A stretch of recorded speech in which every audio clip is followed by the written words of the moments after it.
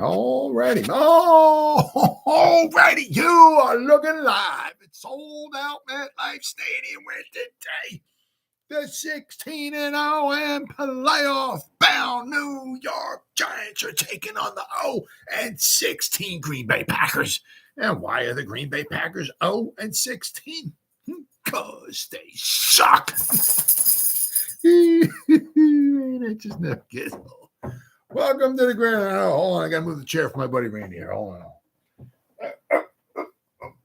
All right, Randy's here. Okay, we can begin. All right. Hey, anybody out there at all that's going to spend a little bit of time with me here this evening, I greatly appreciate it. Thank you.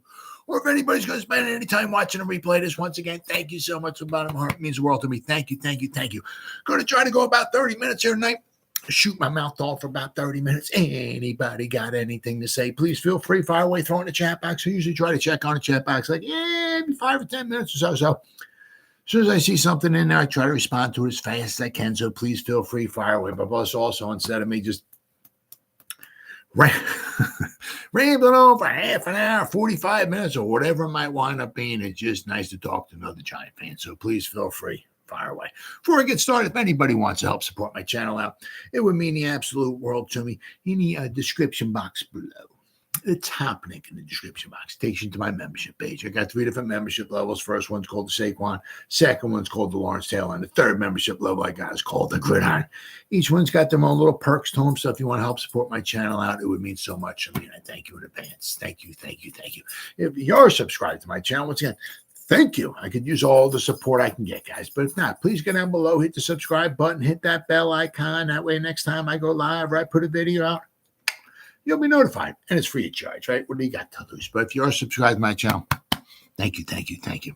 And then finally, also, in the description box below, there's 2 additional links. The top one is a Facebook link, which I'll go over in just a second. Then the one below it, it's a Twitter link. It's always been Twitter. It's Twitter today. It'll be Twitter tomorrow. 700 trillion light years from now, it'll still be Twitter to me. Anyway, whatever letter of the alphabet Elon Musk wants to call it, that's on him. I'm not calling it. It's Twitter, okay? I try to put stuff in there every day for the Giants, right? So if you follow me, I'll follow you back. That's a promise. And also the link above it takes you to my Facebook group page. It's called the New York Giants, the Gridiron. It's a group. We have over 7,200 members. It's doing simply marvelous, might I add. If I'm alive and if I'm breathing, if I have internet access, darn near 365, I'm putting stuff in there every day. Usually there's a bunch of stuff I'm putting in there every day. And if you become a member, not only do I put stuff in there, but the members post stuff in there as well. So between me and the members, there's a ton of New York Giants information going in this group every day. So New York Giants, the Gridiron's a group. Please join it. You won't be dissatisfied. I promise. All right, with all that stuff said and done and out of the way with, well, damn Cowboys. God, I freaking hate them. The Seahawks are winning. Dude choked on a field goal in the first half, so it should be 31-27, but looks like they just picked the pass off. Is that what that? I'm not watching on TV. Yeah, interception. Yep, way to go. Smith, short, right, intercepted by Bland. So Cowboys, the Cowboys haven't been stopped yet. They have about 800 plays that they've run. They're just walking up and down the field. The Seahawks haven't stopped them yet. So the Cowboys scored 3 touchdowns and 2 field goals. So this will be, so after the Cowboys they'll either kick a field goal or get a touchdown on this drive, because I said the Seahawks haven't stopped them yet. So it's going to be at least 30-28. If not 34-28 after the Cowboys are done here. I said they have about 1,800 first downs. Where we got here? Team stats. Here we go. Cowboys. They only have 26 first downs, and we're not even through the third quarter yet. 26 first downs. So they're on pace for about 80 or 90 first downs for the game. Absolutely unbelievable. They have almost 300 yards, 290 yards of offense. So after they score a touchdown here, they'll have over 300. So they're well on their way for 450 yards of offense. As I said, 80 or 90 first downs. They'll probably put up a 50 burger on the Seahawks here. So let's see if the Seahawks can keep track. There's the only turnover of the whole game. Geno Smith with an interception. I don't know what it was. It was a tip ball. It was a bad pass. I don't know. I'm not watching the game. I'm not going to watch the game. Can't stand watching the Cowboys, especially if they're going to win every time. So we got 2nd and 7. They're down to the 35. So anyway, back onto the Giants. The X-Man. Well, I mean, it's one of those things with the X-Man, right? I mean, you know, he's on the practice squad. I mean, somebody might sign him. Somebody might, right? But it just, I mean, if he clears waivers, the Giants might want to bring him back. Who knows? It's just one of those things. I mean, and the Giants brought him back this season because his contract was up. He's had 4 seasons. This is his 5th season. Very kind of disappointing. I don't know if it maybe sound like a scheme kind of thing, obviously, because when he first came in, right, he was with Shermer. He was a Shermer guy. I remember there's a video, YouTube video. I mean, the Giants with their draft class and all that. A 3rd round pick, though. So to miss out on a 3rd round pick, that's not good. That's not good at all. But I remember there's a video. Shermer, was calling him on the phone. First well, usually Brandon Brown calls and then he gives it to Shane, and then Shane talks to him, and Shane, the draft guy, and Shane gives it to maybe Dable, blah, blah, blah, blah, blah. So I'm not exactly sure who's the one, if it was Gettleman and then they gave it to Shermer or whatever, but Shermer picks the phone up and he's like, this is where you guys' nickname. Hey, X-Man. Hey, you want to be a Giant? Or are you going to be a Giant or something like that, whatever it was. So Shermer called him the X-Man, right? So, and 4.5 sacks his first season.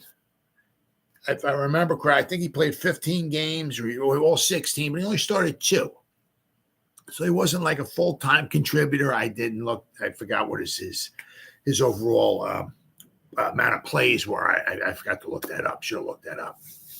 But 4.5 sacks, right? I mean, if he played more full-time, he might have had 5 or 6 or so. And hey, first season, 3rd round pick. All right, okay, And what they say a lot of times, especially you hear Shane talking about that, is a lot of times like with your draft class, or if or also the draftees, right? The guys that get drafted.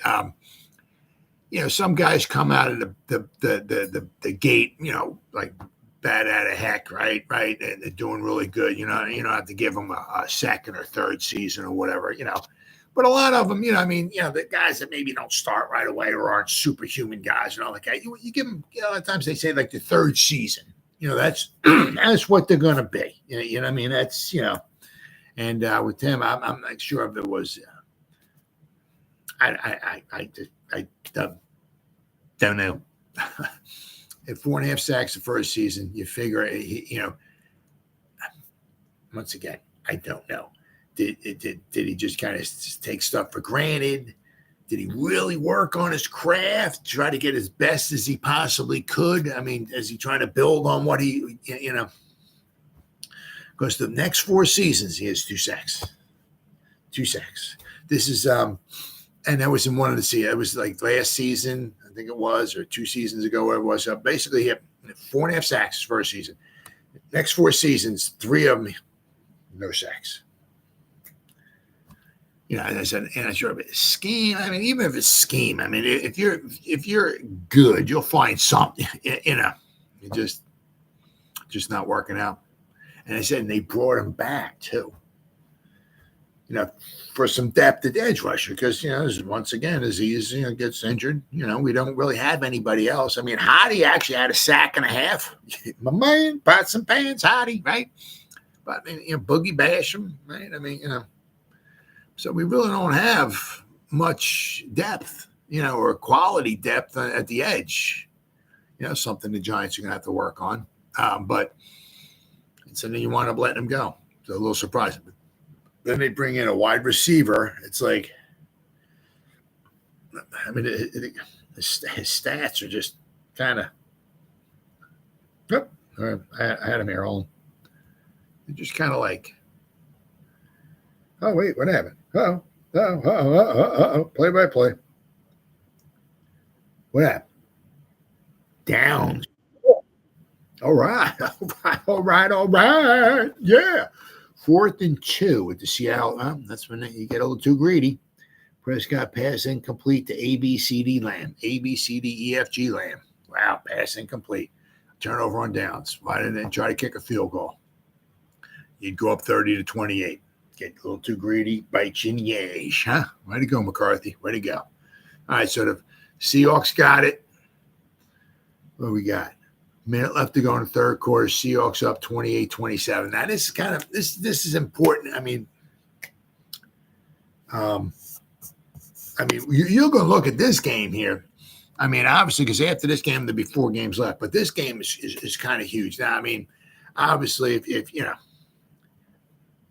how much you want to roll a fatty, hit the crack pipe, whatever you want to do, or maybe smoke some mushrooms or whatever, and seeing visions of, hey, well, the Giants beat the Packers, and then they go to New Orleans, they beat the Saints, and then they lose to the Eagles, but then we beat the Rams, and then this, that, and that.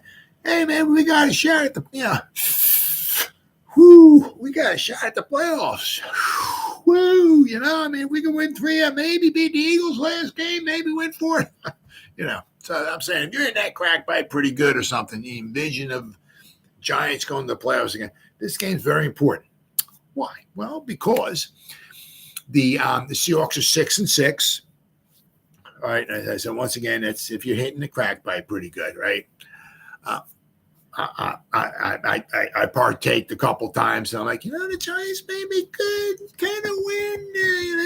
They could pull it out. I mean, so I hit the crack pipe a couple times too the past week or so. I'm like, you know what, we got a chance. So you tell me I think I saw we have a less than a 1% chance of making the playoffs. I saw it in one of the Facebook groups. So you tell me we got a chance. Huh? Oh my God! But anyway.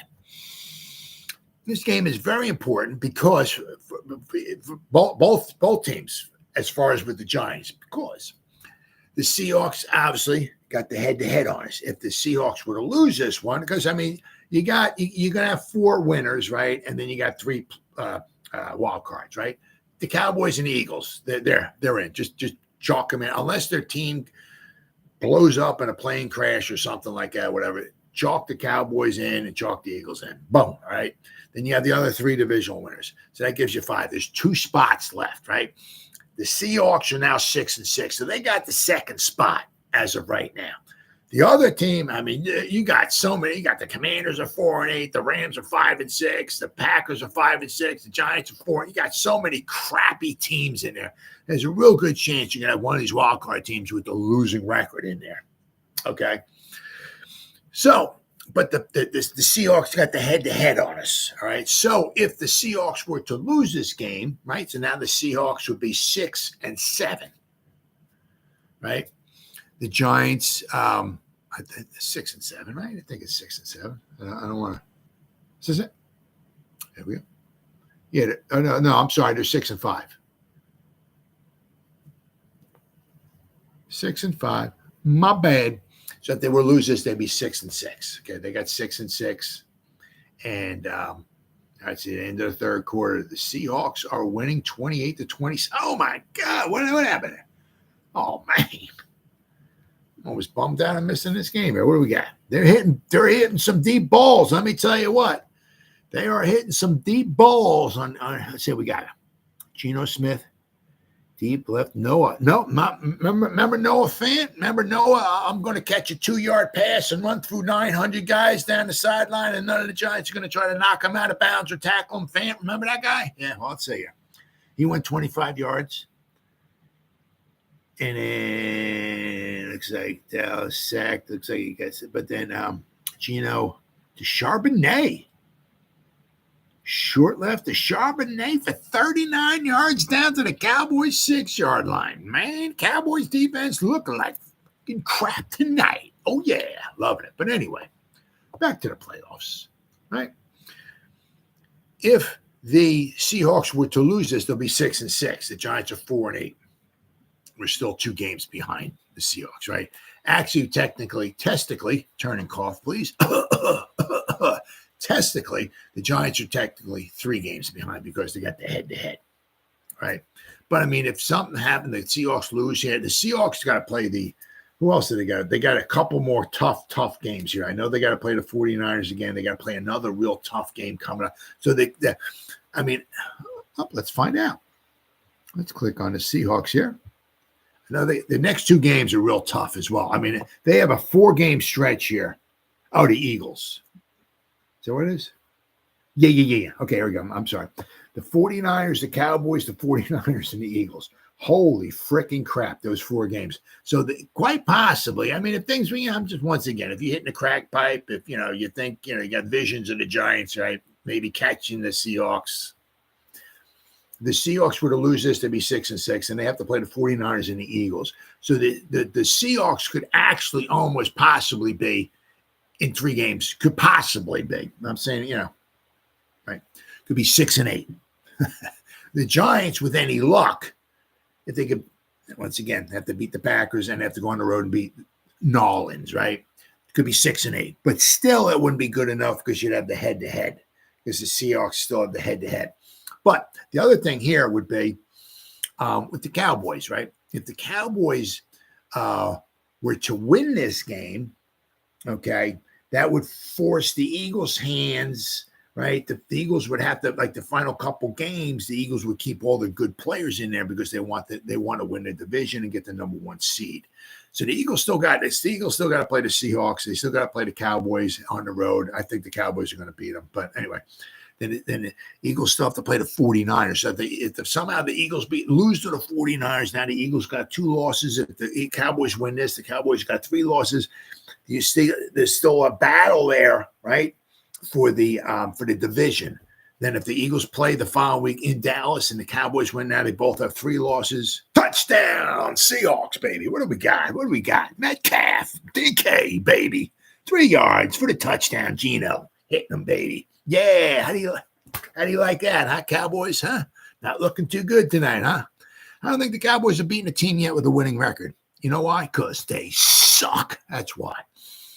Anyway, but I mean, if the Cowboys win and they both have 3 losses, that would mean the final couple games, no matter what, the Eagles are putting their good guys in there. They're all fired up, right? They're going to want to absolutely come out and 35-27, 14 minutes, 17 seconds to go. Seahawks up by 8, but it's still only 1 score.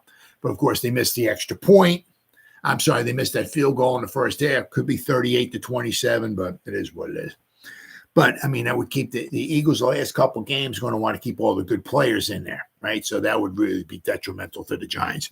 The only way the Giants, I can see them beating the Eagles, with as banged up as the Giants are, would be the Eagles would have to rest pretty much all their starters, and the Giants would have to have their first team in there, and then maybe the Giants might have a chance of winning that. But so this game is very, once again, if you have visions of seeing the Giants make the playoffs, this one's a big one.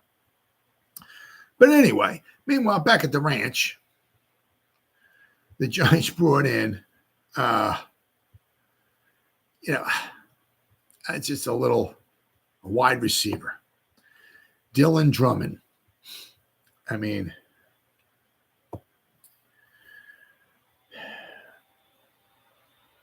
Giants signed wide receiver Dylan Drummond to take Ximines'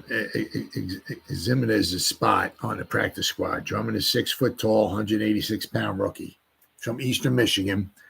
He was on the practice squad. I mean, John Ross just got let go.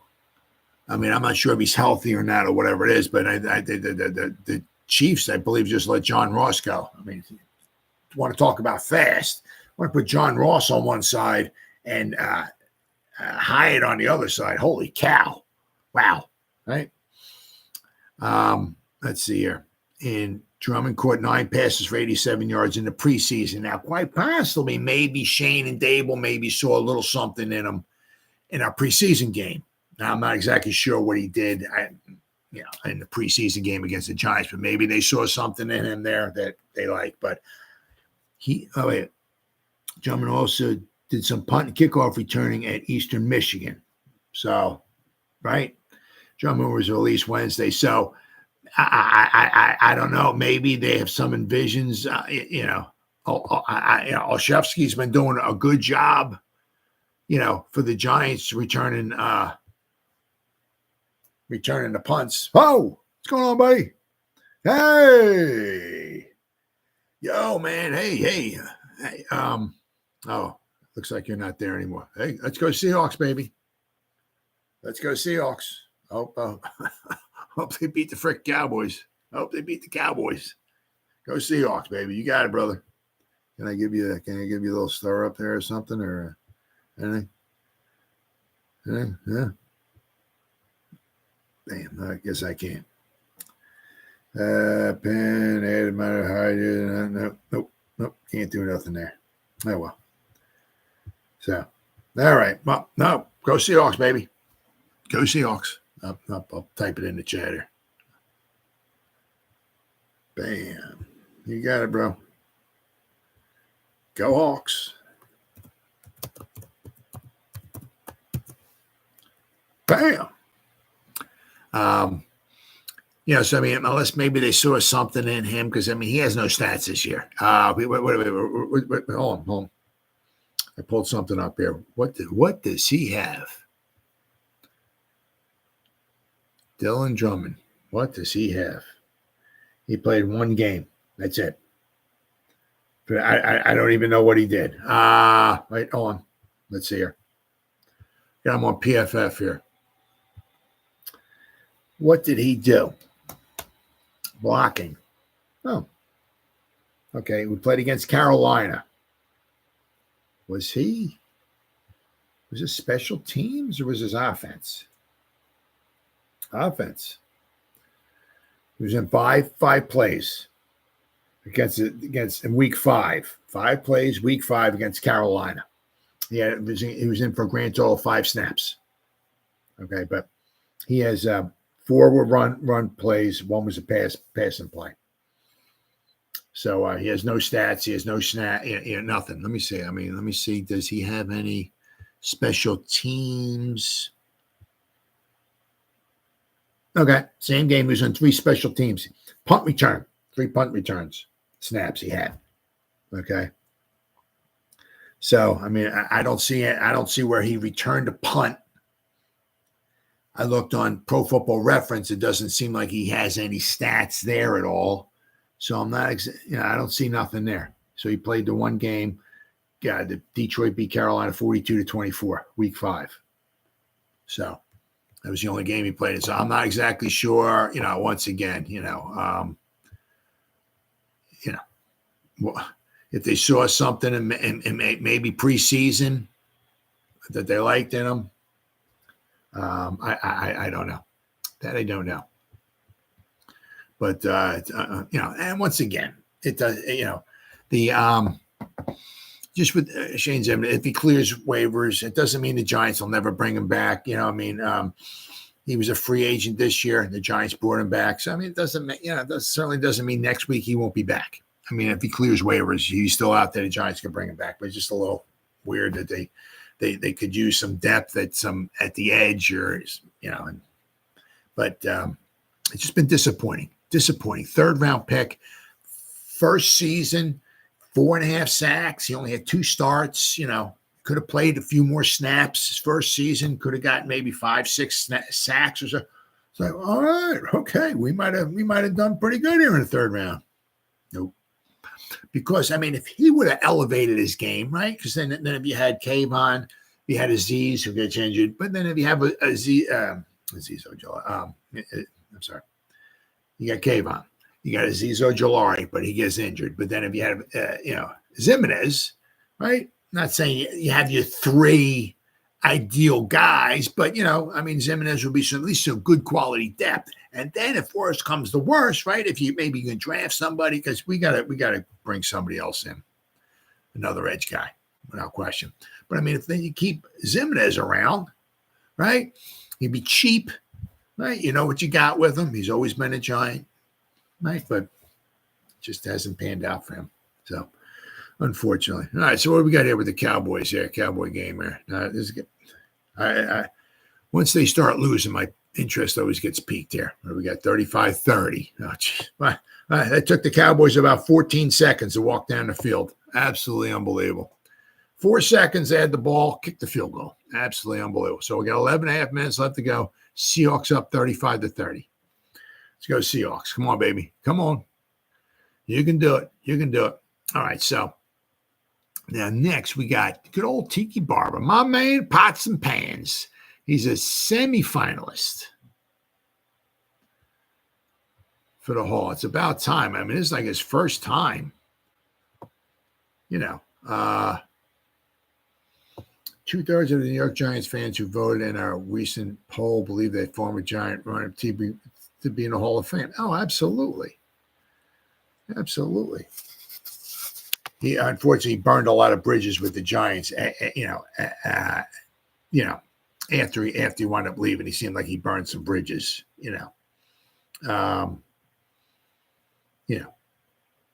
But, I mean, if you look at his stats, in this one article here I got from Big Blue View, I mean, they're talking about this stuff and everything. Now, also, to be fair, okay, with this, to be fair, a lot of the guys I'm going to go over got used heavily early on. And then when it came time for their careers to come winding down, they were like, I don't want to say total shells of themselves, but they weren't what they were when they first came, like Eric Dickerson. He was not quite the same as he was when he first came in. They got used a lot and they started wearing down.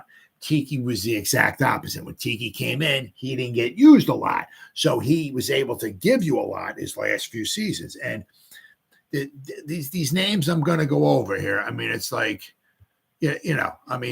none of these guys, even the last couple seasons, had 2,000 all-purpose yard seasons. Tiki did his final 3 seasons. He walked off into the sunset. Final 3 in a row. Final 3 walked off into the sunset. Right? It says, Barber retired at 31 and was playing at peak performance right after compiling 3 straight seasons of 2,000. His final season, he had over 2,100 all-purpose yards. So, I mean, to think that he couldn't do it in 2,000, he would have gotten himself a Super Bowl ring. But to think he couldn't have had at least 1,000, as long as he stayed healthy, of course. But, with the offensive line we had in 2007 and 2008, he easily could have played another couple of seasons without question. And he would have got some good passing, had good receivers. He would have had good blocking. He would have easily, if he stayed healthy, easily had at least 1,500 yards for another couple seasons, without question. And if he stayed around in 2008 and was somewhat healthy, he would have lessened the blow when we lost Plexico.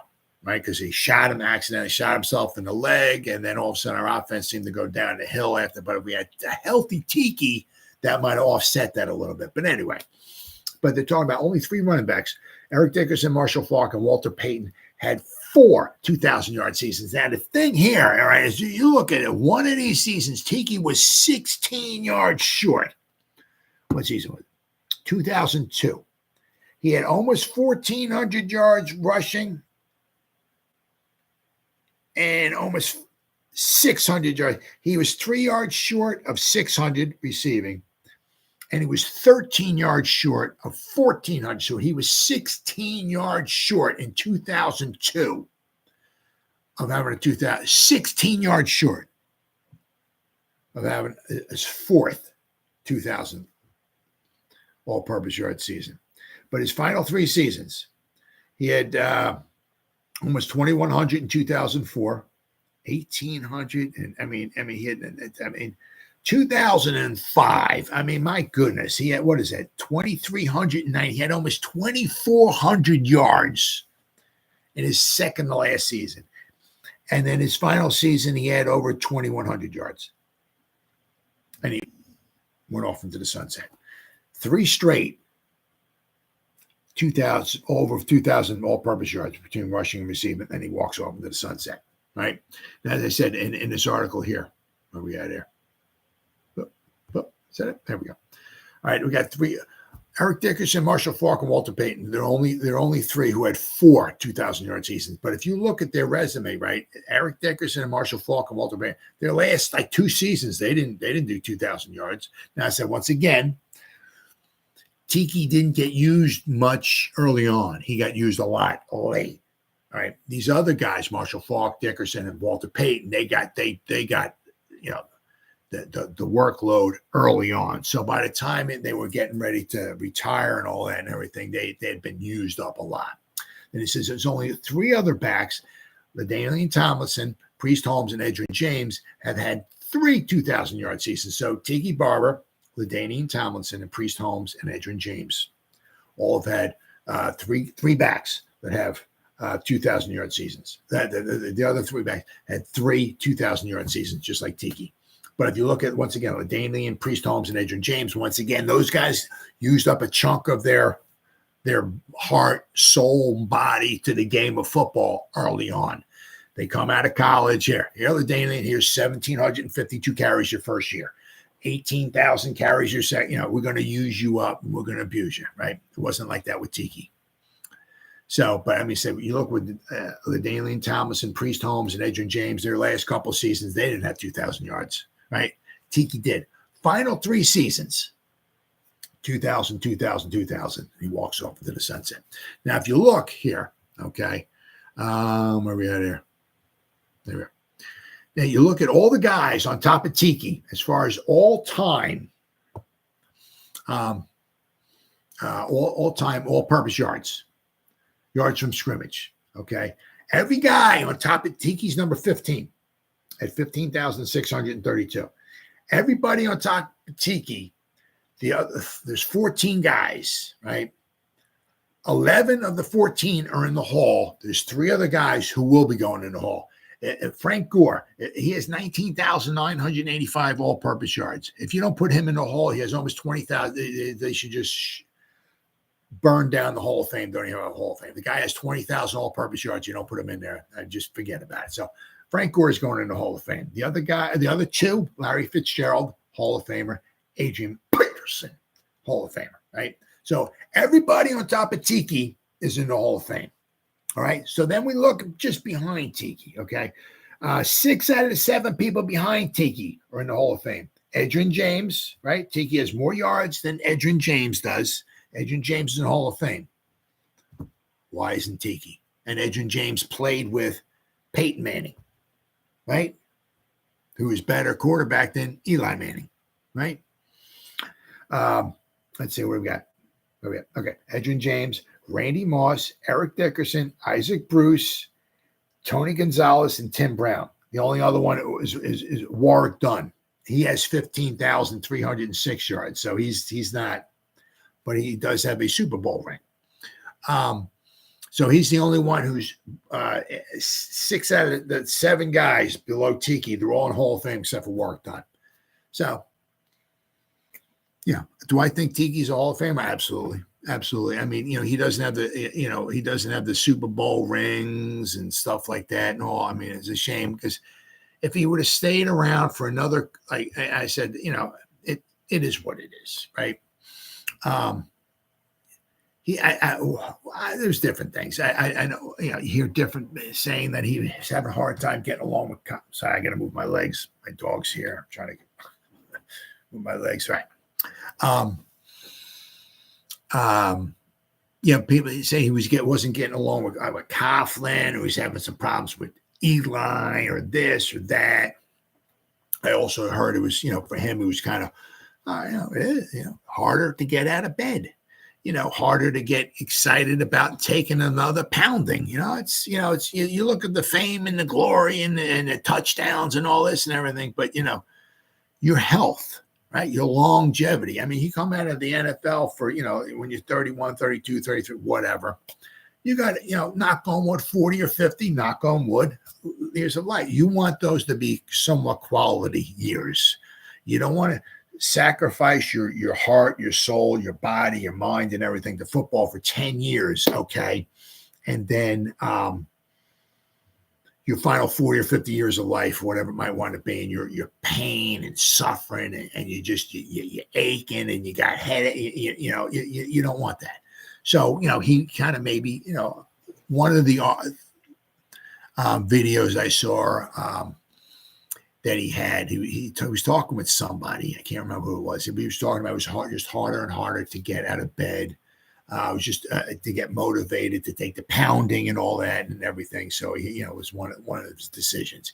He'd been with the team for so long. They hadn't won a Super Bowl, this, that, and the other. You know what I mean? So it was what it was. But I also heard, too, about maybe not getting along with maybe Eli or Coughlin or whatever exactly it was. Jesus Christ. God. Okay.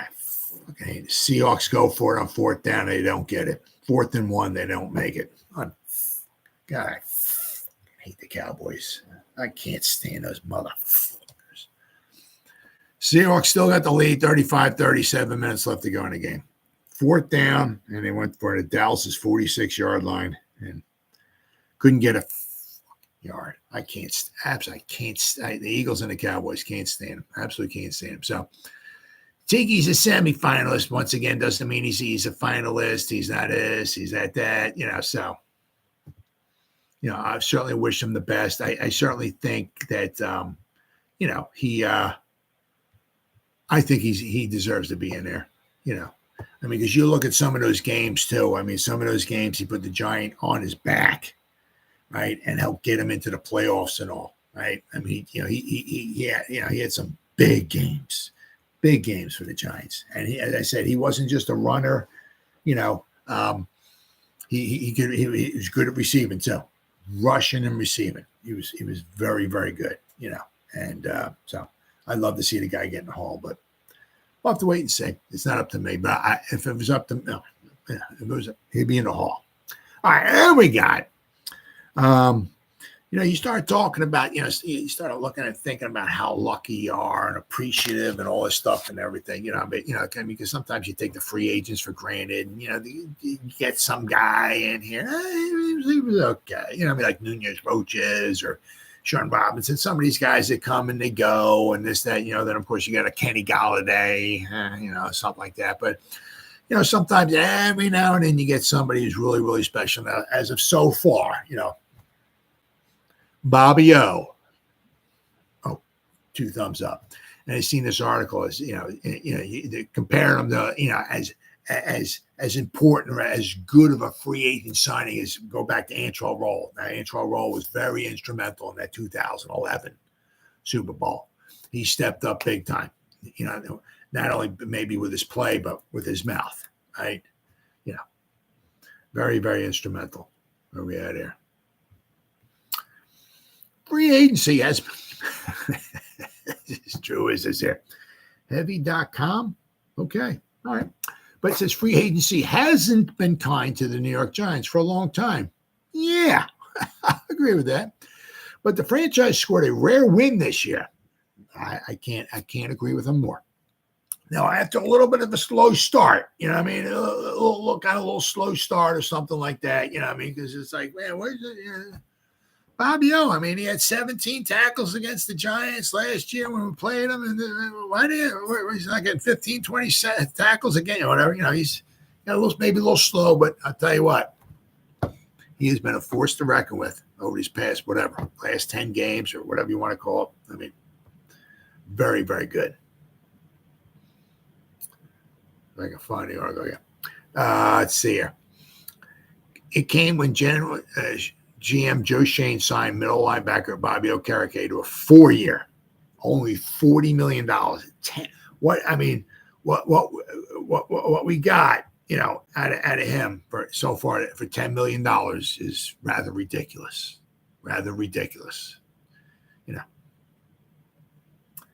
According to Ryan Dunleavy of the New York Post, he noted that that's how the Giants' track record in free agency over the last 13 years since signing Super Bowl winning co-captain Antrel Rolle reads like a buyer beware sticker.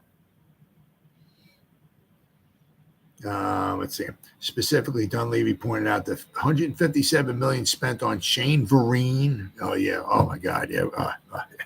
Oh man. The Giants spent $157 million on Shane Vereen, Brandon Marshall, Rhett Ellerson, Nate Solder, Patrick Omame. Omame.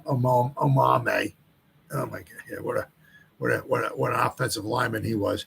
Kareem Martin, right? Golden Tate, Kenny Galladay, Kyle Rudolph, according to SpotTrack.com, essentially was lit on fire. Oh my God! Oh man! He also detailed that several other new arrivals, including cornerback James Bradbury and Blake Martinez, started strong but did not continue on the same path. Okereke has played like he's capable of changing both trends since arriving from the Indianapolis Colts. In the process, he's become the centerpiece of a defense that's still carrying the Giants. Absolutely. Bobby Okereke, a rare free agent success for the Giants.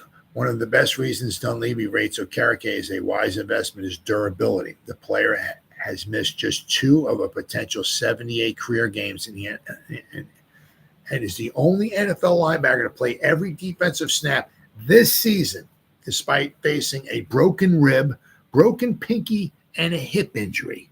Okay? Right? And you figure he put all the snaps, and let's not forget, how many tackles he's been in, right? And it's not also how much time the defense has spent on the field because we have no offense, right?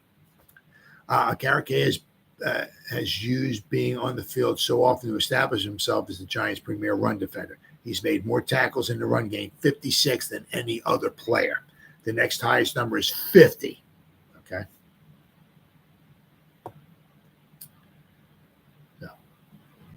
So, stepping up to stuff the run is the primary job of any inside linebacker. While Okereke has fulfilled his core remit, he stood out more for the splash plays he's made. Of course, the interception return, right? Right. Which was huge. Says the pick showed how defensive coordinator Wink Martindale is involving Okereke in every phase of his scheme, as well as the tackles. Okereke has allowed 23 completions with 31 targets, while also blitzing 41 times. Turnovers are the currency of any defense, and Okereke is producing his share. Like when he forced this fumble of wide receiver Gabe Davis against the Bills. Okereke's start to life for the Giants has been spectacular, but he faces a tall order matching that what Roll did, as well as living up to the franchise's rich history at linebacker. Oh, yeah, absolutely. Antrel Roll is a good benchmark for Bobby. Absolutely. Absolutely. Roll has one thing that rubber stamps his status as a winner free agency for the Giants. He won the Super Bowl, right, in 2011. Okereke and the 2023 Giants are a long way from a championship. You got that right. But Roll's legacy extended beyond titles. He was a vital member of the 3 safety defense called by coordinator Perry Fewell. The latter used Roll as a playmaker at multiple levels, matching up with tight ends while Roll's job was locking up receivers in the slot. Disguising coverage, blitzing, and playing deep were also part of Roll's complex job description. Okereke is ticking a lot of the same boxes as a premium multitasker for today's Giants defense. It's a role some of the greatest linebackers in the NFL history have played for Big Blue in the past.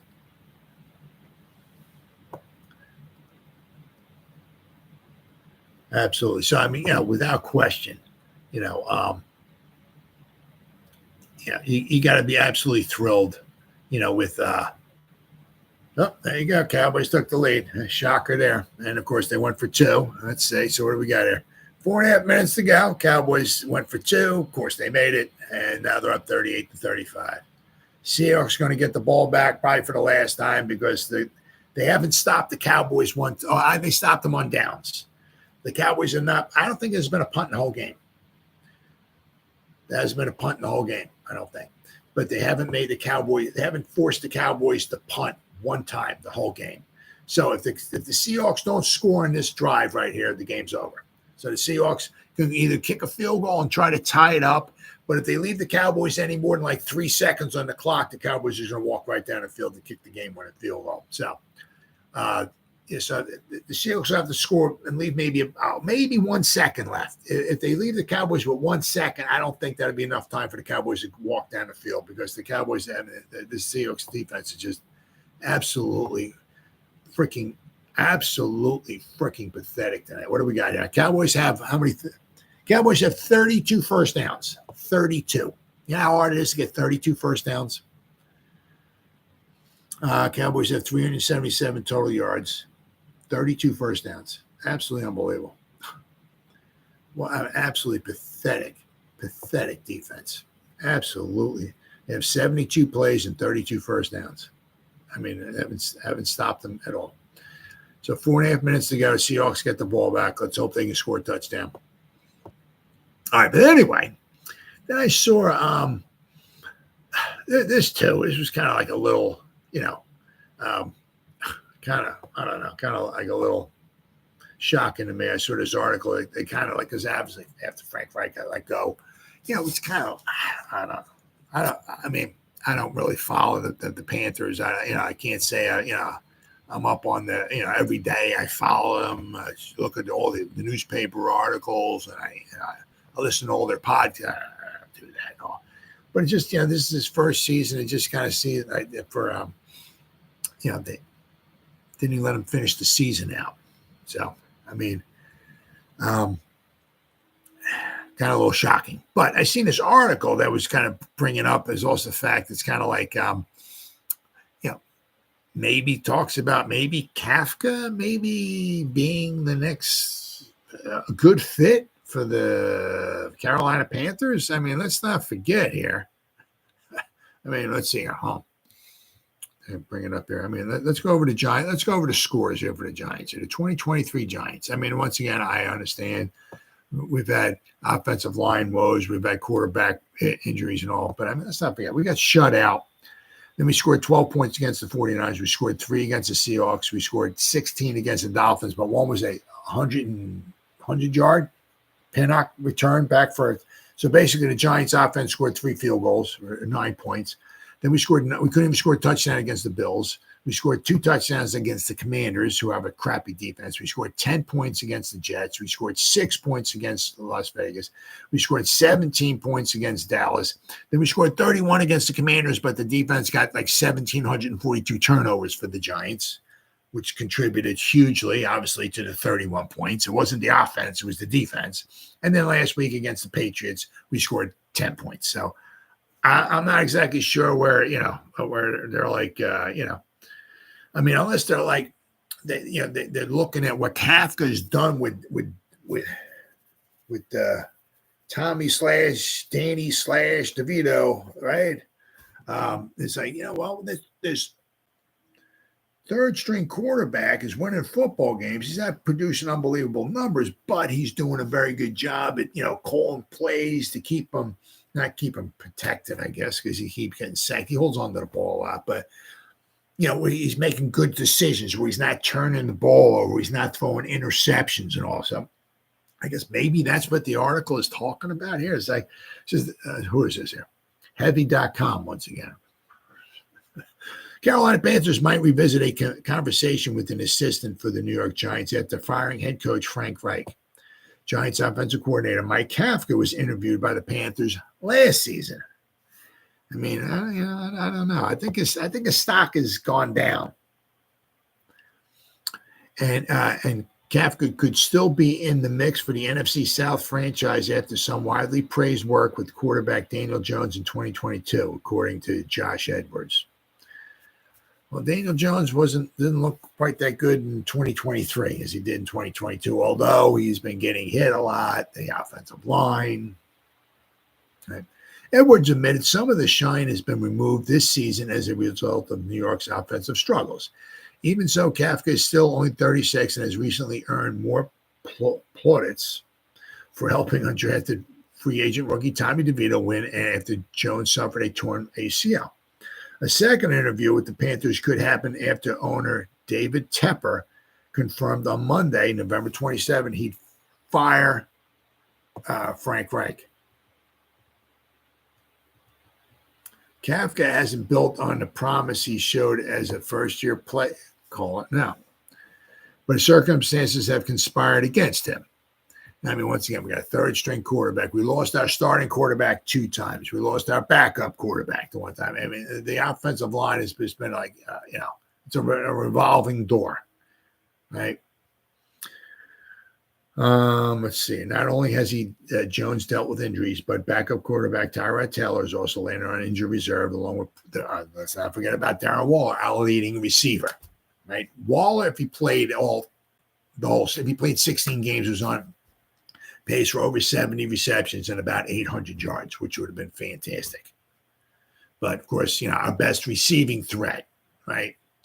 not maybe deep, like how high it is or whatever, but our best safety blanket for the quarterback is Waller, right? You see, he's like LeBron James. I'm just going to throw it 13 feet in the air. Either Waller's going to come down with it or nobody's coming down with it, right? So that's a heck of a safety blanket to have. And they also add in a raft of injuries and poor performances along the offensive line. And Kafka has hardly had what he's needed to make his offensive work. Yet there have been a few positives amid all the chaos, including DeVito's recent displays and more creative use of two playmakers. Mike Kafka is finding positives during this tough season. He hasn't had a lot to work with, but Kafka is still making the best of what he has, not only by helping DeVito to a 3-touchdown performance week 11 in the 31-19 win over the Commanders, but as I said, he's played like 3 games. He's only had the 1 interception, which is huge.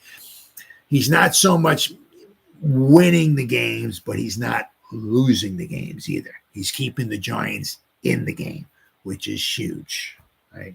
DeVito was making just the second full start of his pro career, but he didn't look out. He didn't look out of place. The 25-year-old turned Kafka's clever concept into a series of impressive throws with the best detail by next-gen stats. DeVito followed these up with a touchdown pass during, the one touchdown, which obviously, Hodgins had to break a tackle, right, and just sneak into the corner of the end zone, right? We got Kafka also just deploying running back Saquon Barkley in more creative ways. Barkley's becoming a feature in the passing game, while rookie wide receiver Jalen Hyatt enjoyed a breakout game against the Patriots. Kafka is proving he can design ways to beat the schemes of experienced defensive minds like Commanders head coach Ron Rivera and Pats, the Bill Belichick. These small victories hint at what Kafka might be able to produce with superior talent at his disposal. But you look at talking superior talent. Well, that's something that the Panthers don't have. They got a young quarterback, right? So, if they're going to give,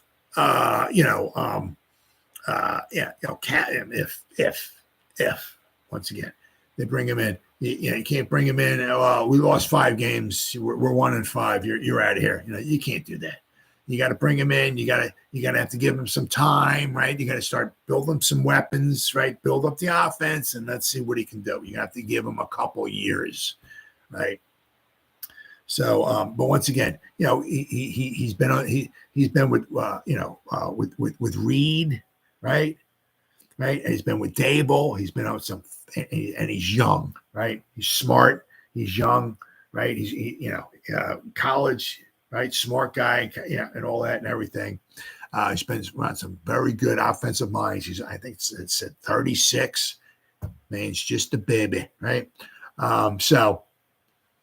Yeah, there's a chance he might get a job, but also here, obviously, it's just the stuff that's going around right now. It just seems like there's a good chance he won't be around next season with the New York Giants anyway. Now, whether he's a head coach of another NFL football team or whether he goes back into college someplace, becomes a head coach there, that's anybody's guess. But just more stuff that you just keep hearing. Just listen to stuff, and it doesn't seem like Kafka will wind up being around. So. Is what it is. But all right, guys, it's been 53 minutes. So what do we got here? What do we got? I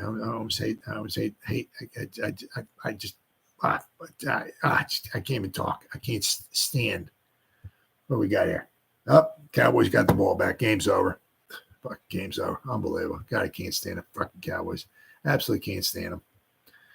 All right, guys. Well, it's been 53 minutes. Whoever spent any time listening to me, thank you. If anybody spends any time watching the replays, once again, thank you so much. From the bottom of my heart, it means the world to me. Thank you. As always, you guys stay safe out there and go Giants.